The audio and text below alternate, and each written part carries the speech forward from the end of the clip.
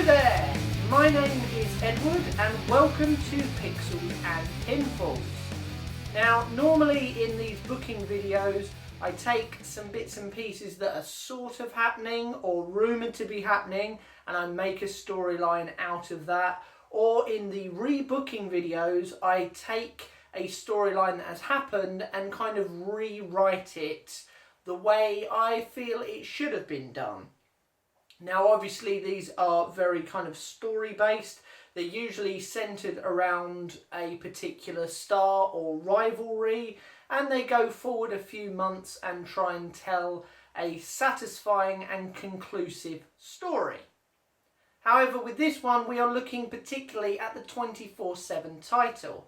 Now obviously because of the nature of this belt, it kind of jumps about from person to person very, very quickly.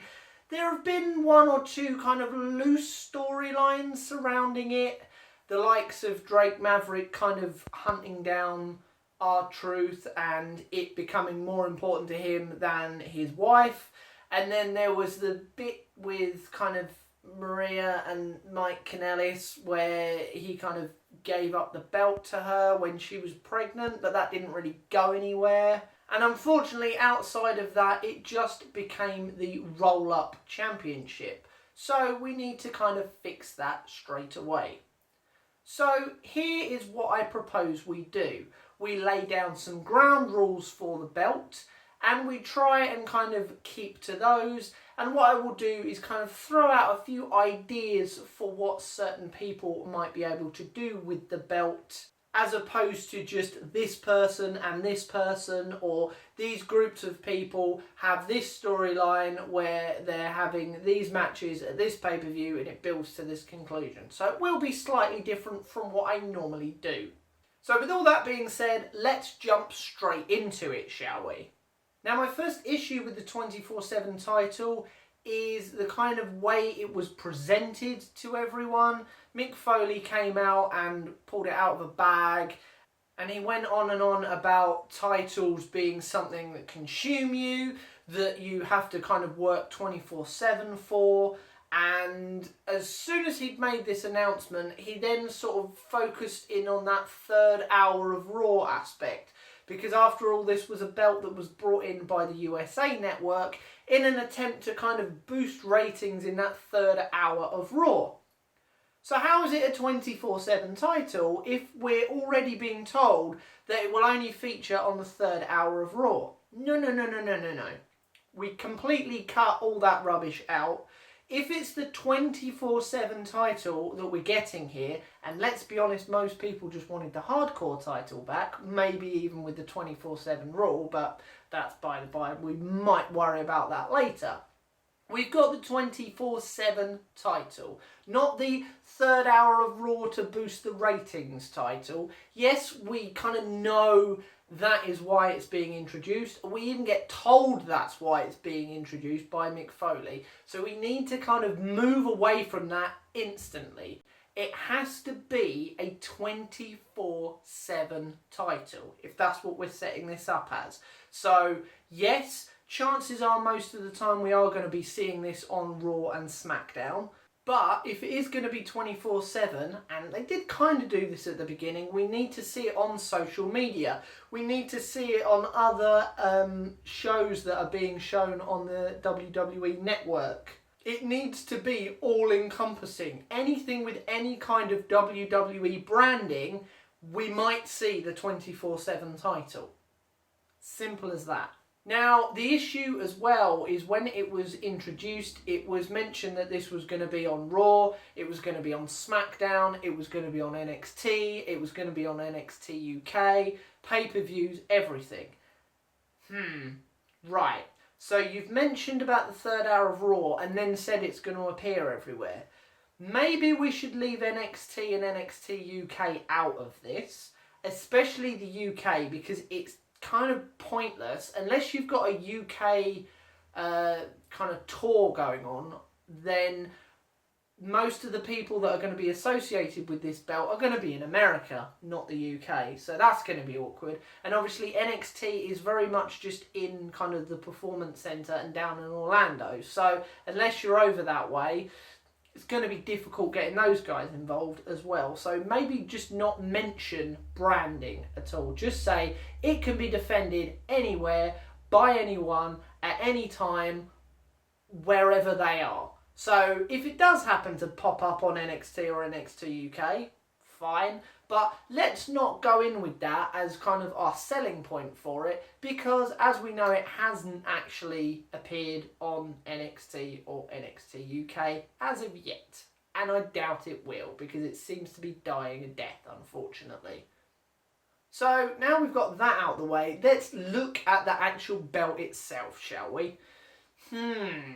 Right, green strap, really? I suppose it kind of makes it different to the other belts that exist, but given the kind of aesthetic on the main plate, yes, it's kind of meant to look like a clock, and they've used the font for the WWE 24 show that they put on the network. They've kind of used that as the font for the 24 and the 7.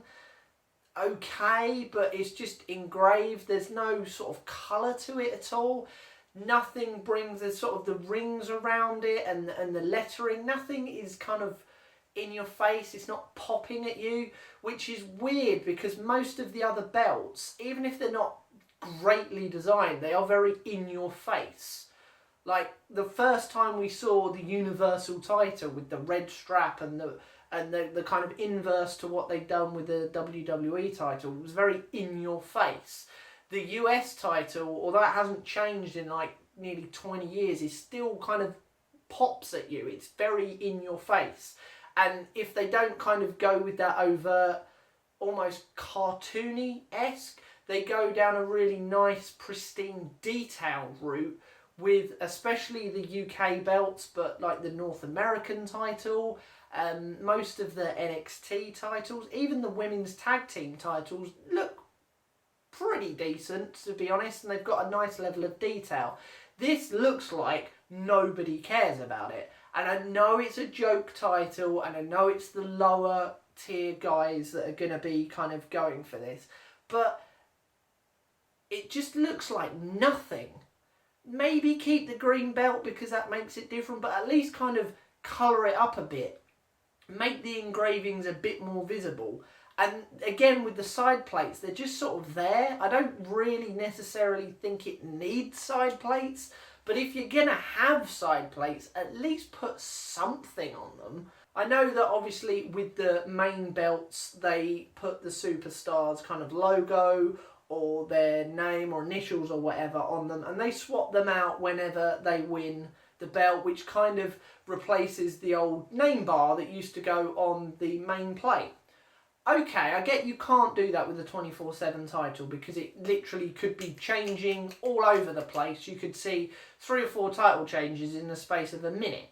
So we can't realistically do that. So we could either brand it again with sort of 24 and a 7 or 24/7 on both of them, or just some generic WWE branding on there or something. Something that could stay on there permanently, that means it doesn't need to be swapped out for every single superstar, but also kind of lifts it a little bit more. Or, as I've already said, I don't even know if it needs side plates. Maybe, again, to make it look a little bit different from every other belt that they're doing, don't have side plates on it. Let it be the only one that they're doing with no side plates. But they've got a decent, legitimate reason to not have them on.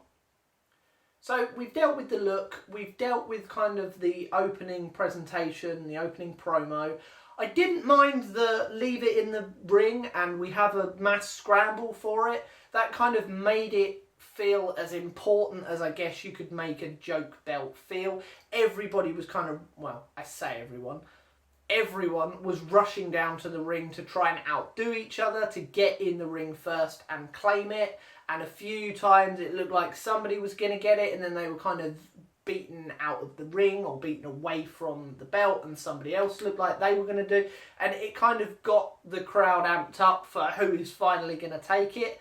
And as soon as it does get won by Titus O'Neil, you see an immediate title change. Yes, it was a roll-up, but it kind of worked in the context of it. A, because there'd just been a mass scramble between everyone, and it could be a bit worn down by that, maybe. But also, it was the first title change of this belt, so it was a bit of a shock and a surprise, a shock roll-up. That works perfectly fine, and then you see everyone kind of run off out the back, chasing Robert Roode for the belt. Fine. I'm okay with that. But then all we got as the weeks went on, we kind of got a bit of running around, roll up, running around, roll up. A couple of people were immune to this and kind of, when they were rolled up, they managed to kind of keep hold of the belt for a bit longer. Obviously, all the R-Truth stuff kind of is in a category of its own with the belt, especially his stuff with Drake Maverick. That's very much kind of right up here. The Mike and Maria stuff that I've already said was a bit different, so again, that was nice.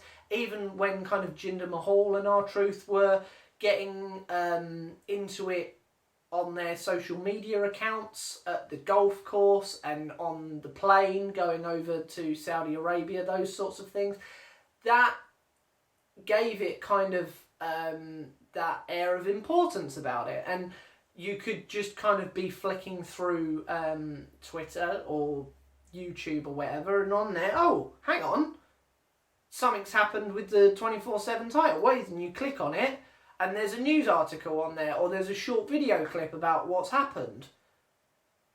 And that kind of became less and less and less as the weeks and months went on, unfortunately.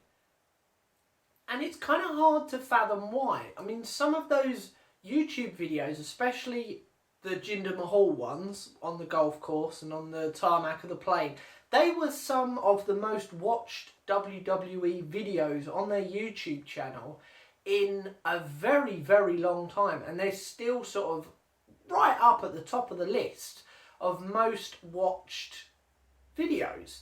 And they're really kind of pushing that whole social media element of people that have subscribed to their YouTube channel and how many followers that they've got on Twitter and things like that. And you would think that they'd kind of try and take that and run with it and tell the people that are involved in that division to be posting things on their own personal Twitter pages, or if they've got their own kind of websites or video channels, things like that. Pushing that as much as possible. Look, yes, you're in this division and you're not really going to be involved in the tag scene or for like mid-card titles or anything. So your job is to pretty much do whatever the hell you like. We don't care if we come in next week on Raw and somebody else is the champion, because actually that gives us a talking point. If, for whatever reason, we see somebody in the back with the belt who didn't have it last week, oh, R-Truth went out of Raw last week, the 24/7 champion, and then we tune in next Monday and Jinder Mahal's wandering around in the locker room with the belt on. I'm like, well, hang on, how did that happen? That's then when you use your commentary team to put over the fact, oh, this happened, or that happened, or if you'd have seen on our YouTube channel, this happened, or we posted on Twitter that this happened, or when they were a guest on The Bump, or a guest on Ride Along, or they were on Corey Graves' podcast or whatever, somebody came in and there was a big old brawl and it ended with a new 24/7 champion. And that kind of leads me on to the next important thing. Getting away from this roll up, roll up, roll up, roll up all the time. There needed to be kind of fairly substantial and significant fights for it. Even if they were only a minute or so, I'm not expecting sort of 10, 20-minute matches for the 24/7 championship. But because they're so short and because they could be anywhere, get some weapons involved, get some kind of team on one person and then a bit of a betrayal or something, get people kind of locked out of a room so that they can't interfere, have the 24/7 champion do a bit like a Crash Holly and just kind of escape by the skin of his teeth or manage to outsmart everyone. Or if he does lose it, he kind of then uses the whole night to try and win it back again, because it's really important to him to get that title back. But we didn't see that. We just saw, oh, in a roll-up, 1, 2, 3, winner. Or, oh, who's that suspicious looking person over there? Oh, look, they've taken their jumper off and they've got a referee's top on. And then, hang on, there's somebody behind me. Roll up, 1, 2, 3. Yeah, it kind of worked at the beginning, but it just got done again and again and again, and it just became dull as hell. And then they tried to save it with, oh, we'll just throw it at celebrities who don't really want it or care. Fine if you can find some people that are actual fans of the product that would then use their own social media to kind of promote the fact that they're involved with WWE. But that didn't really happen. They might turn up on a show on Fox and win it, and then 5 minutes later, R-Truth comes in and we have normal service again. We've got the same bog standard situation. If in doubt, R-Truth can have it. Now, I don't want to knock the guy because most of his segments were very, very good, but only for a few months, and then it was just, we don't really know what to do with this belt, give it to R-Truth. And my final issue, really, was with the suspending of the rule. When Elias had it, and because he was kind of in cahoots with Shane McMahon, if he was in a match, Shane McMahon would go, I'm suspending the 24/7 rule, so if anyone pins Elias, they don't win the belt. What? It's the 24/7 title. It's always on the line, all the time. Like, even if you're in the middle of a match, and it's just a singles match, say you're on the outside of the ring, somebody could just run in, jump over the barricade and like roll Elias up or pin him to the floor. They've won the 24/7 title. The match is still going on because obviously that other person wasn't involved in the match and you can't get pinned outside the ring, so that wouldn't count. But he's lost the 24/7 title. He's always constantly defending that belt, and he just got pinned, so he's lost the belt.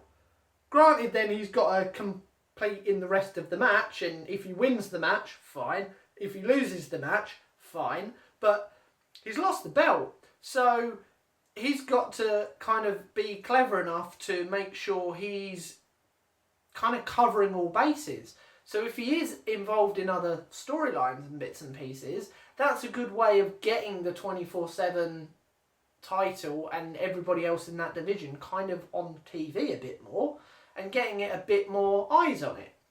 So, in summary, tart the belt up because God knows it needed something else doing to it. It just looked like nobody cared, and I know they kind of didn't, but if that's the case, don't bloody do it in the first place. If you're going to do it, at least try and go all in on it when it starts. Don't just go, well, we did it. Oh, look, it bombed. That was pointless. At least try and go with it, and we'll go with it. And then if you run out of steam with it, or it becomes a bit repetitive, we'll let you know. But at least at the beginning, let us kind of go with it. I mean, the crowd were really rooting for it when there was that scramble. They were like, okay, it's a crap title for the kind of crap guys. No disrespect to them, but obviously at that point, the company didn't really see anything else for them and see highly of them. So, well, at least they're on TV. At least they're doing something. It's a bit of fun. It's different from everything else that we're watching. And Christ knows we could do with a bit of different in WWE because everything is the same all the bloody time. So at least let us go with it. Give us a bit of effort and tart the damn thing up. Then when you actually announce it as the 24/7 title, don't then mention the third hour of Raw or any of that. No, 24/7. It's 24/7. Don't then mention NXT and NXT UK for it to never appear on there, because that's dumb as hell as well. And then just do different things. Let the guys who are involved in it do their own thing. Just say, go on, you've got free reign over this. Do whatever the hell you like. Dress up as things. Go here, go there. Do it on the plane on the way over. Record it on your phone as like somebody else. You've got a tag team partner and one of you's recording it on the other one's phone so that you can put it on your own personal social media if you want to. Show up on those programs that are on the WWE network, because maybe then what you can do on Raw and SmackDown is actually promote that those shows exist and you can watch them on the network, by the network. You can see things like this happen on the network. Look, title changes on the network now, something different.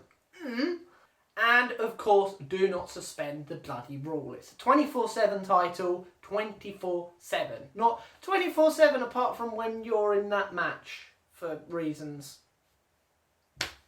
So there we go. That is my rebooking, almost sort of just a reimagining of what the 24/7 title should have been and what it could still be if they bothered with it. But I think the horse has kind of bolted with that, unfortunately. Please let me know what you think in the comments below. If you've liked this video, please give it a thumbs up and consider subscribing to the channel. If you've got any other ideas of things you want me to book or past things that you want me to rebook, please let me know either in the comments or you can hit me up on social media. But until next time, my name has been Edward, this has been Pixels and Pinfalls, and I will see you very soon. Goodbye. Thanks very much for watching.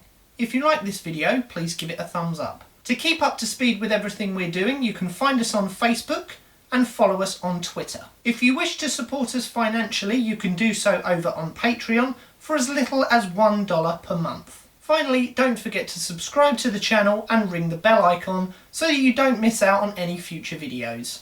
Till next time, we'll see you very soon. Goodbye.